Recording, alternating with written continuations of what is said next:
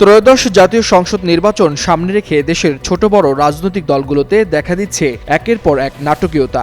জাতীয় নাগরিক পার্টি থেকে পদত্যাগ করেছেন তাসনুভা জাবিন। এনসিপির যুগ্ম আহ্বায়ক হিসেবে দায়িত্বে থাকা তাসনুভা নিজ ফেসবুক পোস্টে জানান, জামাতের সঙ্গে আসন সমঝোতা তার কাছে কোনোভাবেই গ্রহণযোগ্য নয়। বিস্ফোরক মন্তব্যে তিনি লিখেছেন, এরকম সিদ্ধান্ত তিনি হজম করে মরতে পারবেন না। ঢাকা ১৭ আসনে এনসিপির প্রার্থী ছিলেন তাসনুভা, কিন্তু দল ছাড়ার সঙ্গে সঙ্গেই জানালেন নির্বাচনে অংশ নিচ্ছেন না তিনি। মানুষ যে অনুদান দিয়ে পাশে দাঁড়িয়েছিলেন, ধাপে ধাপে সব ফেরত দেওয়ার প্রতিশ্রুতিও দিয়েছেন তিনি। জামাতকে সঙ্গে নেয়ার প্রশ্নে ইতিমধ্যেই চাপে এনসিপি। একের পর এক পদত্যাগে ভেতরের সংকট এখন প্রকাশ্যে। এর আগে দলের জ্যেষ্ঠ নেতা তাসলিম জারা এবং মীর আরশাদুল হকও একই ইস্যুতে সরে দাঁড়িয়েছেন। তবে এনসিপির বৃহত্তর অংশ জামায়াতে ইসলামীর সাথে জোটে আগ্রহী।